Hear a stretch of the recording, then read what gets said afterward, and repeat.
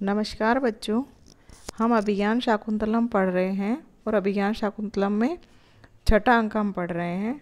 हम पुनः इस छठे अंक को आज 8वें श्लोक से प्रारंभ करने से पूर्व में एक बार पिछली कक्षा का दोहरा लेते हैं। तो हमने पिछली कक्षा तक पढ़ा था कि मछुआरे से अंगूठी प्राप्त होने के बाद में राजा को शकुंतला की याद आ जाती है और वह शकुंतला के वियोग में अत्यंत दुखी होकर विदूषक के साथ में प्रमद वन में एकांत में बैठकर अपने मन की बातें कर रहा है। उसी क्रम में हम देख रहे हैं, विदूषक कहता है कृतम भवता निर्मक्षिकम, कि आपने सारी मक्खियाँ उड़ा दी। मतलब जो राजा के आसपास कर्मचारी थे उन सबको राजा ने अपने अपने काम में लगा दिया है और विदूषक के साथ वह अकेला बैठकर प्रमद वन में शकुंतला से संबंधित बातें उसके साथ में कर रहा है। तो विदूषक कहता है कि आपने सारी मक्खियाँ उड़ा दी। सांप्रतम शिशिर आतप छेद रमणीय अस्मिन प्रमद वनोद्देश्य आत्मानम रमिष्यसि। तो अब आपने सारी मक्खियाँ तो उड़ा दी, अब आप शीत और गर्मी के अभाव वाल के कारण रमणीय, ना तो ज़्यादा सर्दी है ना ज़्यादा गर्मी है, ऐसे इस रमणीय मौसम में प्रमद वन के प्रदेश में अपना मनोविनोद कीजिए, अपने आप को थोड़ा मनोरंजन कीजिए अपना। राजा कहता है वयस्य रंध्रोप निपातिनो अनर्था इति यद उच्यते तद व्यभिचारी वचः है। कि मित्र रंध्रोप निपातिनो, रंध्र यानी छिद्र को देखकर, छेद को देखकर अनर्थ जो है वह आ घेरते हैं। इति उच्यते, ये कहा गया है। तद अव्यभिचारी वचः है, वह वचन जो है वह झूठ नहीं है, मिथ्या नहीं है। जो कहा जाता है कि कहीं से भी पोल दिखती है तो आपदाएं आ जाती है, विपत्तियां आ घेरती हैं, यह बात एकदम सत्य है। कैसे? कुतः है, क्योंकि वह कारण भी बता रहा है और कह रहा है कि मुनि सुता प्रणय स्मृति रोधिना मम च मुक्तम इदम तमसा मन है मन सिजेन सखे प्रहरिष्यता धनुषी चूत सरश्च निवेशित है। कह रहे हैं कि मुनि सुता प्रणय स्मृति रोधिना, कि उस मुनि पुत्री से जो प्रेम, मुनि पुत्री कौन? शकुंतला, मुनि की पुत्री शकुंतला के प्रेम की स्मृति याद को रोकने वाले तमसा यानी तमोगुण से उत्पन्न जो मोह अज्ञान था, वह अज्ञान इदम मम मन है मुक्तम च, उससे जैसे ही मेरा मन मुक्त हुआ, जैसे ही मुझे शकुंतला की याद आई, वह जो मोह था, वह अज्ञान था, जैसे ही दूर हुआ, वैसे ही प्रहरिष्यता, प्रहार करने के इच्छुक कौन? मन सिजेन, कामदेव के द्वारा। हे मित्र, प्रहार करने के इच्छुक कामदेव के द्वारा धनुषी, अपने धनुष पर चूत सरश्च निवेशित है, आम्र मंजरी रूपी बाण को चढ़ा लिया गया है। पहले तो मुनिपुत्री शकुंतला के से प्रेम को रोकने वाला जो मोह था, ज्ञान था, वह जैसे ही हटा तो कामदेव को छिद्र दिख गया, पोल दिख गई और उसने आम्र मंजरी रूपी बाण को मेरे ऊपर छोड़ दिया। अर्थात वह राजा कहना क्या चाहता है कि जैसे ही शकुंतला मुझे याद आई वैसे ही यह बसंत ऋतु आ गई है। राजा के कहने का तात्पर्य यहाँ पर यही है कि राजा कहना चाह रहा है कि मेरा मन प्रिय शकुंतला की प्रणय स्मृति को भुला देने वाले मोह से ग्रस्त था, परंतु जैसे ही यह मोह मेरे मन से दूर हुआ, वैसे ही कामदेव ने मुझ पर प्रहार करने के लिए धनुष पर यह आम्र मंजरी रूपी बाण चढ़ा लिया है। आम्र मंजरी जो अभी आम के पेड़ पर नई नई मंजरी आई है, जिससे बसंत ऋतु का आगमन समझा जाता है और मदन उत्सव मनाया जाता है, वह समय आ गया है।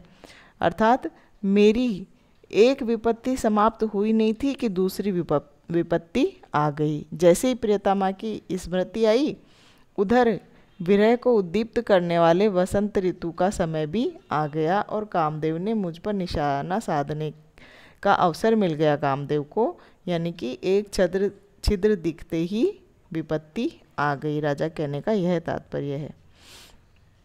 यहाँ पर इस श्लोक में मुक्तम च और निविशितः च, इस तरह दो चकारों का क्रियापदों के साथ समावेश होने से दोनों क्रियाओं का एक साथ घटित होना सूचित हुआ है, इसलिए यहाँ समुच्चय अलंकार है।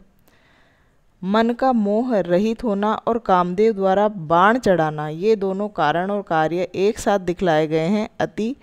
यहाँ पर अतिशयोक्ति अलंकार है।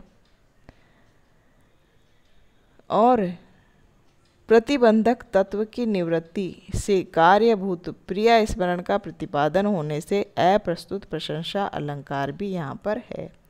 और द्रुत विलंबित छंद का यहाँ प्रयोग हुआ है।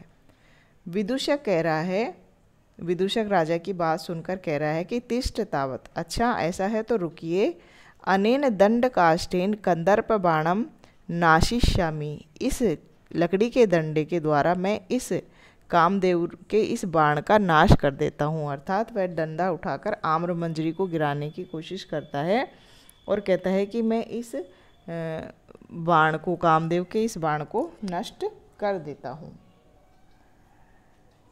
और ऐसा कहकर वह क्या करता है, दंड काष्टम उद्धम्य, लकड़ी के डंडे को उठाकर च्युतांकरुम पातितुम इच्छति, आम मंजरी को गिरा देने की इच्छा करता है, अर्थात उसको गिराना चाहता है। राजा सस्मिता मुस्कुराकर कहता है, भवतु दृष्टम ब्रह्म वर्चसम, कि ठीक है देख लिया, ब्रह्म तेज देख लिया, तुम जो करना चाह रहे हो, अपना पराक्रम जो दिखा रहे हो वह देख लिया, अब बस करो। सखे कोपविष्ट है प्रिया किंचिद अनुकारिणीषु लताशु दृष्टिम विलोभयामी, कि मित्र कहाँ पर बैठकर कुछ प्रिया का अनुकरण करने वाली इन लताओं पर मैं दृष्टि डालूं, कहाँ बैठकर इन लताओं को देखूं मैं।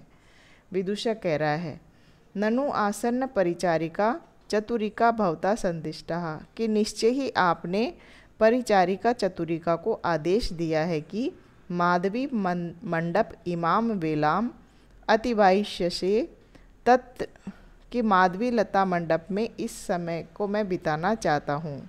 तत्र तो मैं चित्रफलक गताम, मेरे द्वारा चित्रफलक पर बनाया गया स्वहस्त लिखिता, अपने हाथों से लिखा गया, तत्र भवत्या शकुंतलाया, उन देवी शकुंतला के प्रतिकृतिम आनयति, चित्र को ले आओ, जो मैंने अपने हाथों से चित्रफलक पर उसका चित्र बनाया है, उस चित्र को तुम ले आओ।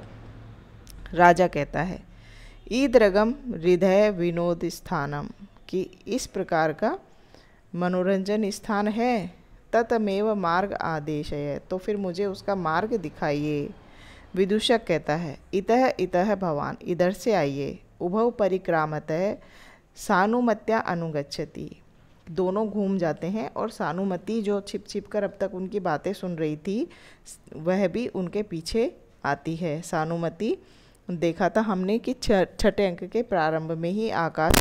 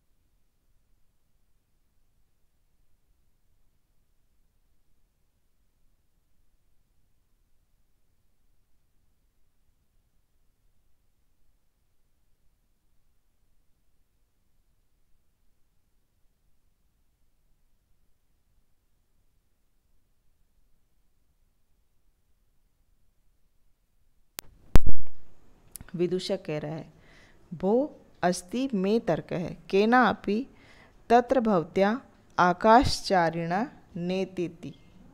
वह कह रहा है कि हे मित्र, मुझे लगता है कि कोई आकाशचारी शकुंतला को उठा ले गया है। यह बात तो सर्वविदित है कि शकुंतला जब राजा के दरबार से निकलकर बाहर रोती विलाप करती हुई आई थी तो उसे आकाश से कोई मनुष्य अवयवों वाली कोई ज्योतिपुंज उठाकर ले गया था। तो वह कह रहा है कि मुझे लगता है कोई आकाशचारी शकुंतला को उठाकर ले गया है। राजा कह रहा है कह पतिदेव देवता मान्य है कि कौन पति को देवता मानने वाली अर्थात पतिव्रता नारी का परामृष्टम उत्सहेत कौन है जो पतिव्रता नारी को छूने का साहस करेगा। मेनका किल सख्यास्ते जन्म प्रतिष्ठेति श्रुतम वानस्मि कि मैंने सुना है कि मेनका तुम्हारी सखी की जन्म देने वाली है।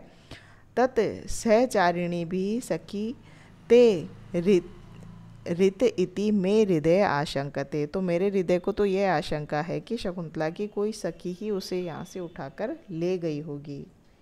सानुमति कह रही है कि सम्मोह खलु विस्मय नियो न प्रतिबोध है कि भूल जाना ही आश्चर्यजनक था न कि याद करना। अर्थात वह यह कहना चाह रही है कि राजा को तो शकुंतला की एक एक बात याद है, एक एक चीज़ याद है, यह कैसे उसे भूल गया, यही आश्चर्य की बात है। याद आना या इस प्रकार से उसको याद करना आश्चर्य की बात नहीं है, कैसे भूल गया इतना सब कुछ, वह यही आश्चर्य की बात है। विदूषक कह रहा है यद एवं अस्ति खलु समागमः कालेन तत्र भवत्या। यदि ऐसा है तो अर्थात अगर मेनका की कोई सखी ले गई है, मेनका के पास है यदि शकुंतला, तो फिर मुझे लगता है कि निश्चय ही आपका जो समागम है, आपका जो मिलन है वह कालेन तत्र भवत्या बहुत निकट समय में हो जाएगा, आप दोनों का मिलन हो जाएगा। राजा कह रहा है कथमेव, यह कैसे होगा, ऐसे कैसे सोच लिया तुमने।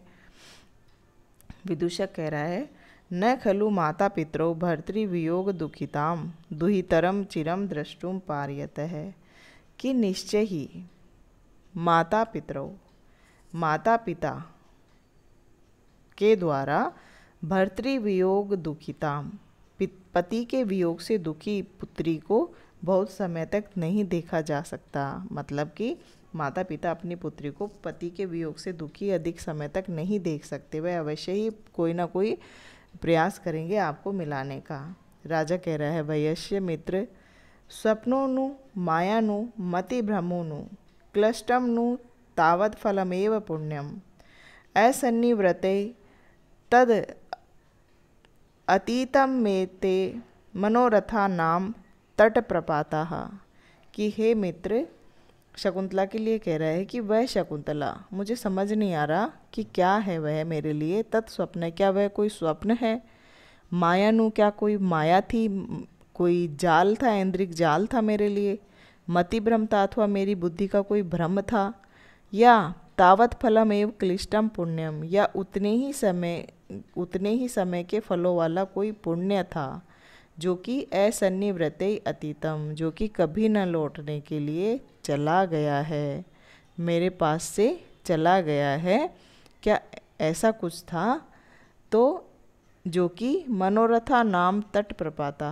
अब तो मेरे सारे मनोरथ तट के प्रपात के समान ही हैं। राजा कहना चाह रहा है कि अंगूठी के मिलने के बाद जैसे ही राजा शाप से मुक्त होता है उसे शकुंतला के विषय में सभी बातें याद आ जाती हैं। इस कारण वह अपने मन में अनेक तर्क वितर्क करता रहता है। वह सोचता है कि शकुंतला से मिलना और मधुर सुख अनुभूति का प्राप्त होना क्या कोई स्वप्न था। लेकिन फिर कहता है कि स्वप्न तो नहीं था, क्योंकि यह जो अवस्था थी वह अनुभूति हुई थी, वास्तव में हुआ, परंतु मैं सोया हुआ नहीं था, जागृत अवस्था में था, इसलिए वह स्वप्न तो नहीं था। तो क्या कोई ऐन्द्रिक जाल था, कोई माया थी जिससे मुझे शकुंतला के साथ मिलन की अनुभूति हो गई। परंतु माया तो क्षणिक होती है, अतः वह माया भी नहीं थी। फिर कहता है तो क्या वह मेरी बुद्धि का भ्रम था जिससे मैंने किसी अन्य स्त्री को ही शकुंतला समझ लिया था। परंतु वह मति भ्रम भी नहीं था, क्योंकि मैंने उससे जो वार्तालाप किया था वह मति भ्रम में संभव नहीं हो सकता है। तो क्या मैं उसके साथ जितने समय तक रहा, बातचीत की, वह मेरे कम पुण्यों का फल था, जो अब कभी भी पुण्य भी कभी वापस नहीं लौटने के लिए चले गए हैं। इसलिए मेरे मनोरथ तो अब तट के प्रपात के समान हैं, जिनका कोई लाभ अब मुझे मिलने वाला नहीं है। शकुंतला तो चली गई है, ऐसा राजा कई प्रकार की आशंकाएं यहाँ कर रहा है। तो इस श्लोक में 4 कारण उन्होंने दिए हैं, 4 तर्क और वितर्क दिए हैं, जिसके कारण यहाँ पर संदेह अलंकार है। फिर प्रथम 2 पंक्ति में असिन्न व्रतई में कारण होने से काव्यलिंग अलंकार है। सामान्य अर्थ का कथन मानने से अर्थांतर न्यास अलंकार और नाम के प्रयोग से उत्प्रेक्षा अलंकार है यहाँ पर। और उपेंद्र वज्रा के इंद्र वज्रा और उपेंद्र वज्रा, पूर्वार्ध में इंद्र वज्रा और उत्तरार्ध में उपेंद्र वज्रा का प्रयोग होने से यहाँ पर उपजाति नामक छंद का प्रयोग किया गया है। तो इस प्रकार आज हमने राजा और विदूषक की वार्तालाप पढ़े। शकुंतला के प्रति राजा क्या सोच रहा है यह हमने पढ़ा। अब आगे वह दोनों क्या बातें करते हैं यह हम आगे की कक्षा में पढ़ेंगे।